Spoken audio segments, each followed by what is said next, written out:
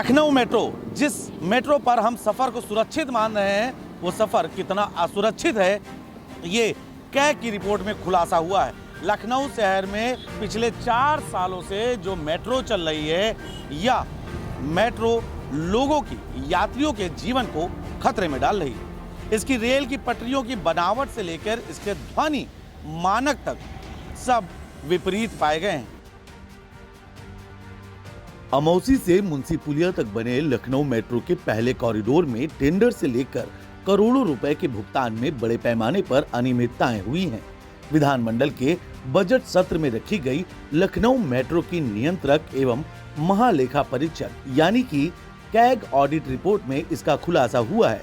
Report में नवंबर 2013 से मार्च 2013 के बीच तैयार इस रिपोर्ट में लखनऊ मेट्रो के डीपीआर से लेकर टेंडर, निर्माण, खरीद, सुरक्षा मानक और संचालन के तौर तरीकों पर गंभीर सवाल खड़े हुए हैं। उत्तर प्रदेश की राजधानी में चल रही लखनऊ मेट्रो रेल कॉरपोरेशन की नॉर्थ साउथ कॉरिडोर मेट्रो पर गंभीर सवाल खड़े हो गए हैं। वर्ष 2025 की कैग रिपोर्ट ने खुलासा किया है कि मेट्रो प्रशासन ने सुरक्षा, तकनीक और वित्तीय अनुशासन तीनों मोर्चों पर चूक की है। और यह खुलासा किया है कैग की रिपोर्ट में। लगातार 4 सालों से मेट्रो यात्रियों को लेकर आ जा रही है, लेकिन जब उनकी सुरक्षा के बारे में ये रिपोर्ट आई तो हर कोई चौंक गया है। मेट्रो लगातार चल रही है, तस्वीरों के माध्यम से आप देख सकते हैं, लेकिन समस्या क्या है? समस्या ये है कि जिस भरोसे पर हम बैठते हैं, जिस सुरक्षा का भाव लेकर हम बैठते हैं, वो सुरक्षा, वो भरोसा कहीं ना कहीं टूट रहा है। क्या कुछ है पूरा मामला, देखिए हमारी ये खास रिपोर्ट।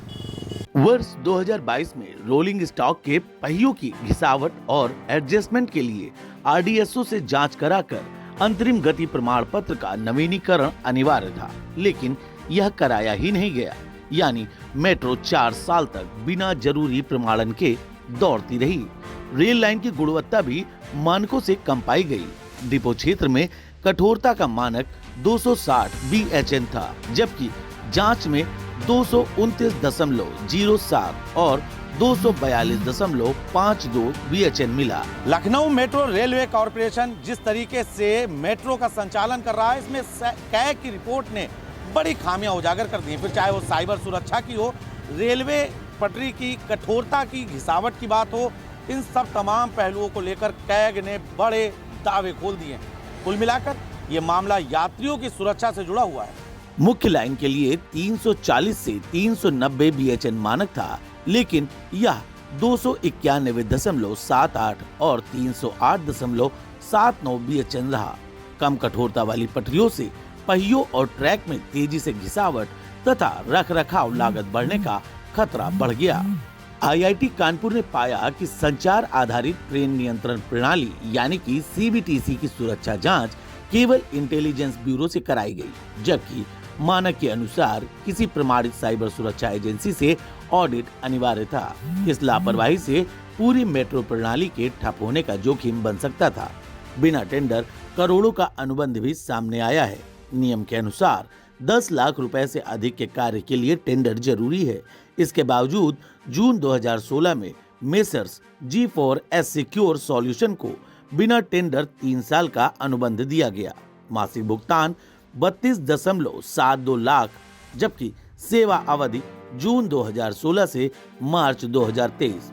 यह वित्तीय पारदर्शिता पर बड़ा प्रश्न चिन्ह है। संभवतः यह कहना भी अतिशयोक्त नहीं होगा कि क्या यही कारण रहा है जिस कारणों से लखनऊ की मेट्रो में यात्रियों की संख्या में गिरावट दर्ज की गई। कैग की रिपोर्ट में सामने आए आंकड़े यह दर्शाते हैं कि परियोजना की लागत का अनुमान और वास्तविक व्यय के बीच गंभीर असंतुलन रहा है।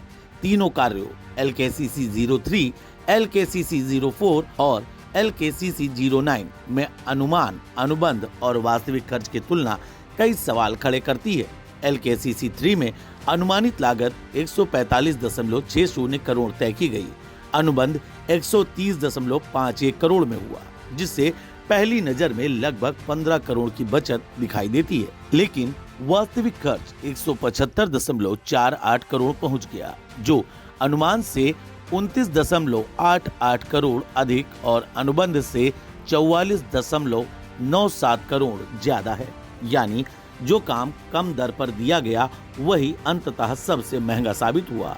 LKCC 04 में अनुमान 95.85 करोड़ का था और अनुबंध 85.55 करोड़ में हुआ। यहाँ भी प्रारंभिक स्तर पर लगभग 10 करोड़ की बचत का दावा बनता है, मगर वास्तविक व्यय 111.41 करोड़ तक पहुंच गया। परिणाम स्वरूप अनुमान से 15.56 करोड़ अधिक और अनुबंध से 25.86 करोड़ ज्यादा भुगतान करना पड़ा। LKCC 09 में अनुमान 95.25 करोड़ और अनुबंध 80.94 करोड़ में हुआ। यह लगभग 14 करोड़ कम पर दिया गया, लेकिन वास्तविक लागत 106.98 करोड़ दर्ज हुई। यानी अनुमान से 11.73 करोड़ अधिक और अनुबंध से 26.04 करोड़ ज्यादा खर्च हुआ। इसके साथ ही मानकों से अधिक शोर भी इस रिपोर्ट में दर्ज की गई है। शोर में दौड़ती मेट्रो अंतरराष्ट्रीय मानकों के अनुसार मेट्रो के भीतर और प्लेटफॉर्म पर ध्वनि स्तर 65 से 75 डेसिबल के बीच स्वीकार्य माना जाता है, लेकिन जांच में जो आंकड़े सामने आए वे इस सीमा से काफी ऊपर हैं। मुंशी पुलिया एलिवेटेड गतिशील भीतरी में ध्वनि स्तर 83.4 dB दर्ज किया गया, जो अधिकतम मानक 75 dB से लगभग 8.4 डेसिबल ज्यादा है। चलती ट्रेन के भीतर इतना ऊंचा शोर यात्रियों के लिए असहजता और लंबे समय में स्वास्थ्य जोखिम का कारण बन सकता है। वहीं हजरतगंज में ध्वनि स्तर 81.3 dB पाया गया, जो तय सीमा से 6.3 डेसिबल अधिक है। तुलनात्मक रूप से देखें तो एलिवेटेड सेक्शन में गतिशील स्थिति का शोर सबसे अधिक है, लेकिन अंडरग्राउंड स्टेशन भी सुरक्षित सीमा में नहीं है। स्पष्ट है कि निर्धारित 65 से 75 dB की सीमा के मुकाबले वास्तविक ध्वनि स्तर 6 से 8 डेसिबल तक ज्यादा है, जो तकनीकी सुधार और सख्त निगरानी की मांग करता है। यह यात्रियों के स्वास्थ्य पर भी प्रतिकूल प्रभाव डाल सकता है। यात्रियों की संख्या में 88% कमी भी दर्ज की गई है। मार्च 2019 में शुरू हुए नॉर्थ साउथ कॉरिडोर के DPR में अनुमानित यात्री संख्या का लक्ष्य पूरा नहीं हुआ। दैनिक यात्रियों की संख्या में 88% तक की कमी दर्ज की गई, जिससे राजस्व सृजन पर गंभीर असर पड़ा है। कैग रिपोर्ट ने साफ कर दिया है कि तकनीकी मानकों की अनदेखी, साइबर सुरक्षा में ढिलाई, बिना टेंडर अनुबंध और लागत नियंत्रण में विफलता, ये सभी मिलकर लखनऊ मेट्रो की कार्यप्रणाली पर गंभीर सवाल खड़ा करते हैं। मेट्रो जैसी महत्वपूर्ण सार्वजनिक सेवा में यदि सुरक्षा, पारदर्शिता और जवाबदेही नहीं होगी तो यह केवल वित्तीय नुकसान ही नहीं बल्कि यात्रियों की जान पर भी खतरा बन सकती है। हालांकि अभी LMRC की तरफ से कोई आधिकारिक बयान नहीं आया है, लेकिन कैग की यह रिपोर्ट हर किसी को चौंका रही है, क्योंकि मामला सिर्फ सुरक्षा से नहीं बल्कि भरोसा से जुड़ा हुआ है। एशियन न्यूज़ की ये खबर कहीं ना कहीं जनता की उस दुखती नब्ज की कहानी दिखा रही है, जो जनता कह नहीं पा रही थी, उसे अब कैग की रिपोर्ट ने कह दिया है। एशियन न्यूज़ के लिए लखनऊ से कैमरा सहयोगी शिवांशु पटवा के साथ मैं नीतीश मिश्रा।